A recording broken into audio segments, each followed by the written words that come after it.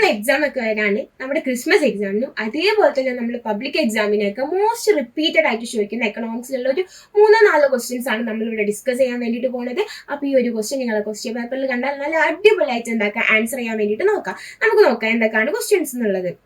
Okay, ഒന്നാമത്തെ question എന്താണ്? Emergence of modern macro എക്കണോമിക്സിനെ പറ്റിയിട്ട് ഒരു ഷോർട്ട് നോട്ട് എഴുതാൻ വേണ്ടിയിട്ടാണ് ചോദിച്ചത്. അപ്പൊ ഇങ്ങനെ ഒരു ക്വസ്റ്റ്യൻ വന്നു കഴിഞ്ഞാൽ നമ്മൾ എങ്ങനെയാണ് ആൻസർ ചെയ്യേണ്ടത്? ഇങ്ങനെ എമർജൻസിനെ പറ്റിയിട്ടാണ് നമ്മളോട് ചോദിക്കുന്നത്, മാക്രോ എക്കണോമിക്സിന്റെ എമർജൻസിനെ പറ്റിയിട്ടാണ് നമ്മളോട് ചോദിക്കുന്നത് എന്നുണ്ടെങ്കിൽ നമ്മൾ എന്താക്കുക, ക്ലാസിക്കൽ എക്കണോമിസ്റ്റുകളുടെ ഐഡിയാസ്, ഈ ഐഡിയാസിന്റെ ഭാഗമായിട്ട് നമുക്ക് വന്ന പ്രശ്നങ്ങൾ എന്തൊക്കെയാണ്, അതെങ്ങനെയാണ് സോൾവ് ചെയ്തത്, ഇതൊക്കെയാണ് എന്താക്കേണ്ടത്, നമ്മൾ അവിടെ എഴുതി കൊടുക്കേണ്ടത്. അപ്പൊ ക്ലാസിക്കൽ എക്കണോമിസ്റ്റ് അവരെന്തായിരുന്നു വിശ്വസിച്ചുകൊണ്ടിരുന്നത്? അവർ ലേസസ് എന്ന് പറഞ്ഞിട്ടുള്ള ഒരു മെത്തേഡായിരുന്നു അവർ ഫോളോ ചെയ്തുകൊണ്ടിരുന്നത്. എന്താണ്? ഗവൺമെന്റിന്റെ ലീസ്റ്റ് ഇന്റർവെൻഷൻ ആണ് എന്തിലുള്ളത്, മാർക്കറ്റിലുള്ള അല്ലെങ്കിൽ നമ്മുടെ എക്കണോമിയിലുള്ള എല്ലാ പ്രോബ്ലംസിലും ഗവൺമെന്റിന്റെ ഇന്റർവെൻഷൻ വളരെയധികം കുറവായിരുന്നു. എന്തൊരു പ്രശ്നം ഉണ്ടാവുകയാണെന്നുണ്ടെങ്കിലും മാർക്കറ്റിൽ എന്താക്കും, അതിനുള്ള ഒരു സൊല്യൂഷൻ കാണിച്ചു തരുന്നതാണ് അവർ പറഞ്ഞുകൊണ്ടിരുന്നത്. അതായത് നമ്മുടെ ഈ ആഡം സ്മിത്ത്, ആൽഫ്രഡ് മാർഷലൊക്കെ ആരാണ്? നമ്മുടെ ക്ലാസിക്കൽ എക്കണോമിസ്റ്റുകളാണ്. ഓക്കെ, അവരെന്താണ്, നമ്മൾ കൈ കെട്ടി നോക്കി നിന്നാൽ മതി, ഇൻവിസിബിൾ ഹാൻഡ്, നമ്മളെ കൈ എന്താക്കണ്ട, അതായത് നമ്മൾ അതിലേക്ക് ഒന്നും ഇട്ട് കൊടുക്കേണ്ട ആവശ്യമില്ല എന്നാണ് അവര് പറഞ്ഞുകൊണ്ടിരുന്നത്. ഓക്കെ, ഇതിന്റെ ഭാഗമായിട്ട് അവിടെ ഓവർ പ്രൊഡക്ഷനെ പറ്റിയിട്ടോ അതല്ലാന്നുണ്ടെങ്കിൽ ഡെഫിഷ്യൻസി ഓഫ് ഡിമാൻഡിനെ പറ്റിയിട്ടോ ഒന്നും ക്വസ്റ്റ്യൻസ് വന്നിട്ടില്ലായിരുന്നു. ആൻഡ് ആ ഒരു ടൈമിൽ ഇതിങ്ങനെ നടന്നുകൊണ്ടിരിക്കുകയാണ്. അങ്ങനെയാണ് 1929 USA ഒരു ഗ്രേറ്റ് ഡിപ്രഷൻ ഉണ്ടായത്. ഇതിന് മുന്നേയും പല ഡിപ്രഷൻസ് ഉണ്ടായിട്ടുണ്ട് എന്നുണ്ടെങ്കിലും അപ്പോഴൊക്കെ ഇവര് പറഞ്ഞ ഈ ഒരു ലോ അല്ലെങ്കിൽ ഈ ഒരു ഇത് പ്രകാരം എന്തായിക്കണേ, പ്രോബ്ലംസ് സോൾവ് ആയിക്കണേ. അപ്പൊ അവര് പറയും ഓക്കെ ഞങ്ങൾ പറഞ്ഞത് ശരിയാണല്ലോ എന്നുള്ളത്. ബട്ട് 1929 ഒരു ഗ്രേറ്റ് ഡിപ്രഷൻ സ്റ്റാർട്ട് ആവാണ് USA. ഗ്രേറ്റ് ഡിപ്രഷൻ സ്റ്റാർട്ടായി. എന്താണ് ഈ ഒരു ഗ്രേറ്റ് ഡിപ്രഷനിൽ കുറേ കാര്യങ്ങൾ എന്താക്കിക്കണം, എഫക്ട് ചെയ്തിക്കണം. USA സ്റ്റാർട്ട് ആയത് എന്നുണ്ടെങ്കിലും ബാക്കിയുള്ള എല്ലാ കൺട്രീസിലേക്കും അത് എന്തായി സ്പ്രെഡ് ആവാൻ വേണ്ടിയിട്ട് തുടങ്ങി. ഓക്കെ, അപ്പൊ ഈ ഒരു ഗ്രേറ്റ് ഡിപ്രഷൻ എന്ന് പറഞ്ഞാൽ നമ്മുടെ എക്കണോമിയിൽ തന്നെ ഏറ്റവും വേഴ്സ്റ്റ് ആയിട്ടുള്ള ക്രൈസിസ് ആണ് എന്തെന്ന് പറയുന്നത്, ഈ ഒരു ഗ്രേറ്റ് ഡിപ്രഷൻ എന്ന് പറയുന്നത്. ഒരു ഗ്രേറ്റ് ഡിപ്രഷന്റെ ഭാഗമായിട്ട് എന്തൊക്കെയാണ് ഉണ്ടായിട്ടുള്ളത്? ഓക്കെ, ഒരു ഗ്രേറ്റ് ഡിപ്രഷന്റെ ഭാഗമായിട്ട് അതായത് 1929 ഗ്രേറ്റ് ഡിപ്രഷൻ സ്റ്റാർട്ട് ആവുന്നത്. 3% നമ്മുടെ കുറെ ബാങ്കുകൾ ബാങ്ക്രപ്റ്റ് ആയിട്ട് മാറി. അത് മാത്രമല്ല ക്രെഡിറ്റ് ക്രൈസിസ് ഉണ്ടാവാൻ വേണ്ടി തുടങ്ങി. നമ്മുടെ എക്കണോമിക് കോൺട്രാക്ഷൻ ഉണ്ടാവാൻ വേണ്ടി തുടങ്ങി.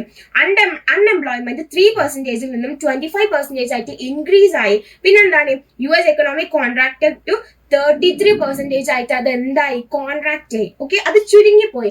ഇങ്ങനെ ഒരുപാട് പ്രശ്നങ്ങൾ ഉള്ള ടൈമിലാണ് നമ്മുടെ JM കെയ്ൻസ്, അതായത് നമ്മുടെ ഫാദർ ഓഫ് മോഡേൺ എക്കണോമിക്സ് അല്ലെങ്കിൽ മോഡേൺ മാക്രോ എക്കണോമിക്സ് എന്ത് കൊണ്ടുവരുന്നത്, മാക്രോ എക്കണോമിക്സ് പറഞ്ഞിട്ടുള്ള ഒരു കൺസെപ്റ്റ് കൊണ്ടുവരുന്നത്. അദ്ദേഹത്തിന്റെ ബുക്കായിട്ടുള്ള general theory of employment, interest and money എന്ന് പറഞ്ഞ ആ ഒരു ബുക്കിലാണ് അദ്ദേഹം എന്ത് കൊണ്ടുവരുന്നത്, ഈ ഒരു കൺസെപ്റ്റ് കൊണ്ടുവരുന്നത്. അതായത് ഒരിക്കലും മാർക്കറ്റ് തന്നെ അതിന്റെ സൊല്യൂഷൻസ് കൊണ്ടുവരില്ല, നമ്മൾ എന്താക്കണം, നമ്മുടേതായിട്ടുള്ള സൊല്യൂഷൻസ് എന്താക്കണം, കണ്ടെത്തണം എന്നുള്ള ഒരു കൺസെപ്റ്റ് വരുന്നത്. ഓക്കെ, ക്ലിയർ അല്ലേ? അടുത്ത ക്വസ്റ്റ്യൻ എന്താണ്? Limitations of GDP. GDPന്റെ ലിമിറ്റേഷൻസ് എന്തൊക്കെയാണ് അടുത്ത ക്വസ്റ്റ്യനിൽ ചോദിക്കുന്നത്. എന്തൊക്കെയാണ് GDPന്റെ ലിമിറ്റേഷൻസ്? നമ്മുടെ GDPക്ക് 3 ലിമിറ്റേഷൻസ് ആണ് ഉള്ളത് അല്ലെ, പ്രധാനപ്പെട്ട ഒരു 3 ലിമിറ്റേഷൻസ് ആണ് ഉള്ളത്. എന്താണ്? Inequality in the distribution of income, GDP and non monetary exchanges, externalities. ഈ 3 ലിമിറ്റേഷൻസ് ആണ് നമുക്ക് എന്തിലുള്ളത്, GDPക്ക് ഉള്ളത്. എന്താണ് inequality in the distribution of income എന്ന് പറഞ്ഞാൽ, അതായത് GDP നമ്മൾ മെഷർ ചെയ്യുന്ന സമയത്തും അതല്ലാന്നുണ്ടെങ്കിൽ നമ്മൾ അത് ഡിസ്ട്രിബ്യൂട്ട് ചെയ്ത് കൊടുക്കുന്ന സമയത്തും ഫ്യൂ പീപ്പിൾസിനെ മാത്രം നമ്മൾ എന്താക്കുന്നുള്ളൂ, കോൺസെൻട്രേറ്റ് ചെയ്യുന്നുള്ളൂ.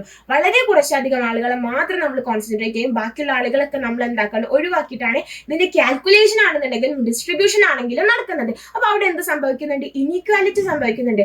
ദെൻ രണ്ടാമത്തത് എന്താണ്, GDP and non monetary exchanges. നമ്മൾ GDP കാൽക്കുലേറ്റ് ചെയ്യുന്ന ടൈമിൽ അല്ലെങ്കിൽ GDPയിൽ നമ്മൾ എന്ത് മാത്രമേ കൺസിഡർ ചെയ്യണുള്ളൂ, monetary exchange, monetary terms, monetary activities മാത്രമേ നമ്മൾ കൺസിഡർ ചെയ്യണുള്ളൂ. നമ്മുടെ എക്കണോമിയിൽ ഒരുപാട് നോൺ മോണിറ്ററി ആക്ടിവിറ്റീസ് നടക്കുന്നുണ്ട് അല്ലേ. എന്താണ് അതിൽ പ്രധാനപ്പെട്ട ഒരു ഉദാഹരണമാണ് എന്തെന്ന് പറയുന്നത്, നമ്മുടെ വീട്ടിലുള്ള നമ്മുടെ അമ്മമാർ അല്ലെങ്കിൽ നമ്മുടെ ഉമ്മമാരൊക്കെ കുറെ വീട്ടു ജോലികൾ ചെയ്യുന്നുണ്ടല്ലേ, അവർ നമ്മുടെ വീട്ടിൽ കുറെ ജോലികൾ ചെയ്യുന്നുണ്ട്. അതൊരു സർവീസ് എന്നാണല്ലോ, അവർ നമുക്ക് തരുന്ന ഒരു സർവീസ് ആണെന്ന് നമുക്ക് അതിനെ പറയാൻ പറ്റും. പക്ഷെ അങ്ങനെയുള്ള സർവീസ് അല്ലെങ്കിൽ അങ്ങനത്തെ ഉള്ള ആക്ടിവിറ്റീസ് ഒന്നും നമുക്ക് എന്തിൽ ഇൻക്ലൂഡ് ചെയ്യാൻ പറ്റുന്നില്ല, നമ്മുടെ GDPയിൽ ഇൻക്ലൂഡ് ചെയ്യാൻ വേണ്ടിയിട്ട് പറ്റുന്നില്ല. അപ്പൊ അതേപോലത്തെ നോൺ മോണിറ്ററി ആക്ടിവിറ്റീസ് ഒന്നും നമ്മുടെ എന്തിലേക്ക് ഇൻക്ലൂഡ് ചെയ്യാൻ കൺസിഡർ ചെയ്യാൻ പറ്റുന്നില്ല, നമ്മുടെ GDPയിൽ കൺസിഡർ ചെയ്യാൻ പറ്റുന്നില്ല. അതാണ് രണ്ടാമത്തത്. ദെൻ മൂന്നാമത്തെ ലാസ്റ്റ് വൺ എന്താണ്? എക്സ്റ്റേണാലിറ്റീസ് ആണ്. അൺഇന്റൻഡഡ് കോൺസിക്വൻസസ് ഓഫ് ആക്ഷൻസിനാണ് നമ്മൾ എന്തെന്ന് പറയുന്നത്? എക്സ്റ്റേണാലിറ്റീസ് എന്ന് പറയുന്നത്. അതായത് നമ്മൾ പ്രതീക്ഷിക്കാതെ എന്തുണ്ടാവുക, എന്തെങ്കിലും ഒന്ന് സംഭവിക്കുക. അത് ബെനിഫിഷ്യലും ആവും ഹാംഫുള്ളും ആവും. ഈ ബെനിഫിഷ്യൽ എന്ന് പറഞ്ഞാൽ എങ്ങനെയായിരിക്കും? അതായത് ഏതെങ്കിലും ഒരു സ്ഥലത്ത് ഒരു റോഡോ കാര്യങ്ങളോ ഇല്ല, അവിടെ നമ്മൾ എന്ത് വെച്ച് കൊടുക്കാണ്? റോഡ് വെച്ച് കൊടുക്കാണ്. അവിടെയുള്ള ആളുകൾക്ക് അതെന്തായിരിക്കും? ഉപകാരമായിരിക്കില്ല. അതെന്താണ്? ബെനിഫിഷ്യൽ ആണ്. ആൻഡ് ഹാംഫുൾ എന്ന് പറഞ്ഞാൽ എന്താണ്?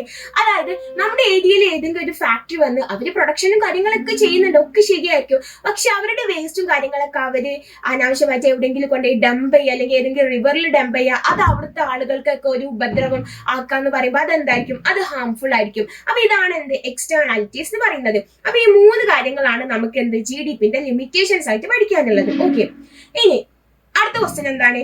Circular flow of income and expenditure. ഇത് എങ്ങനെയാണ്? ഇതിന്റെ ഒരു ചാർട്ട് ഇവിടെ തന്നിക്കുന്നത്, അത് നമ്മൾ കംപ്ലീറ്റ് ചെയ്ത് കൊടുക്കാനാണ് പറഞ്ഞിട്ടുള്ളത്. ഒരൊറ്റ കാര്യം മാത്രം ഇവിടെ തന്നിക്കുന്നില്ല. എന്താണ്? Factors of production. ഹൗസ് ഹോൾഡിൽ നിന്ന് ഫേമിലേക്ക് ഫാക്ടേഴ്സ് ഓഫ് പ്രൊഡക്ഷൻ പോകുന്നു. ഈ ഒരു കാര്യം മാത്രം തന്നിട്ടുള്ളൂ. ബാക്കിയുള്ള കാര്യങ്ങളൊക്കെ നമ്മളാണ് എന്താക്കേണ്ടത്? അത് കംപ്ലീറ്റ് ആക്കി കൊടുക്കേണ്ടത്. ഓക്കെ, അപ്പൊ നമുക്ക് നോക്കാം എങ്ങനെയായിരിക്കും എന്നുള്ളത്. എന്താണ് സർക്കുലർ ഫ്ലോ ഓഫ് ഇൻകം എന്ന് പറഞ്ഞാല്? നമ്മുടെ എക്കണോമിയിലുള്ള 2 സെക്ടേഴ്സിന്റെ ഇന്റർ റിലേഷൻഷിപ്പ് അല്ലെങ്കിൽ ഇന്റർ ഡിപ്പെൻഡൻസ് ആണ് എന്തെന്ന് പറയുന്നത്? സർക്കുലർ ഫ്ലോ ഓഫ് ഇൻകം എന്ന് പറയുന്നത്. അതൊരു പിക്ചോറിയൽ ഇല്ലുസ്ട്രേഷൻ ആണ്. എങ്ങനെയാണ് ഒരു എക്കണോമിയിൽ ഇൻകം ഫ്ലോ ചെയ്യുന്നത് എന്നാണ് ഇതിലൂടെ നമ്മൾ കാണിച്ചു കൊടുക്കുന്നത്. ഓക്കെ, അപ്പൊ ഫസ്റ്റ് തന്നെ എന്ത് ചെയ്യും? ഹൗസ് ഹോൾഡ് ഫേമിന് ഫാക്ടേഴ്സ് ഓഫ് പ്രൊഡക്ഷൻ കൊടുക്കും. അവർക്ക് പ്രൊഡക്ഷന് ആവശ്യമായിട്ടുള്ള കാര്യങ്ങളൊക്കെ ഹൗസ് ഹോൾഡ് ഫേമിന് കൊടുക്കും.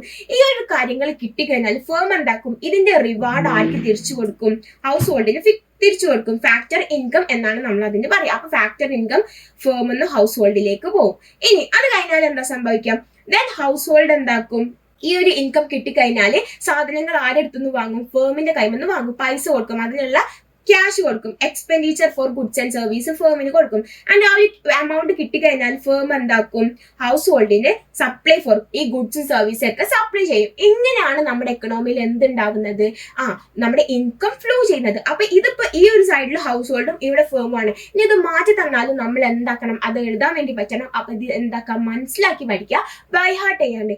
അപ്പൊ ഇത്രയും ക്വസ്റ്റ്യൻസ്, ഈ ഒരു 3 ക്വസ്റ്റ്യൻസ് ഉണ്ട്, ഭയങ്കര റിപ്പീറ്റഡ് ആയിട്ട് നമ്മൾ ക്വസ്റ്റ്യൻ പേപ്പറിലൊക്കെ കണ്ടുവരുന്ന ക്വസ്റ്റ്യൻസ് ആണ് ഇത്. അപ്പൊ നിങ്ങൾ ഇത് നല്ല അടിപൊളിയായിട്ട് കൺസെപ്റ്റ് ഒക്കെ ക്ലിയർ ആയിട്ട് പഠിച്ചു പോവുക. ഈ ഒരു വീഡിയോ ഇഷ്ടമായാൽ നിങ്ങൾ ഷെയർ ചെയ്യുക, നിങ്ങളുടെ ഫ്രണ്ട്സിനൊക്കെ ഷെയർ ചെയ്ത് കൊടുക്കുക, ലൈക്ക് ചെയ്യുക, നമ്മുടെ ചാനൽ ഒന്ന് സബ്സ്ക്രൈബ് ചെയ്യുക.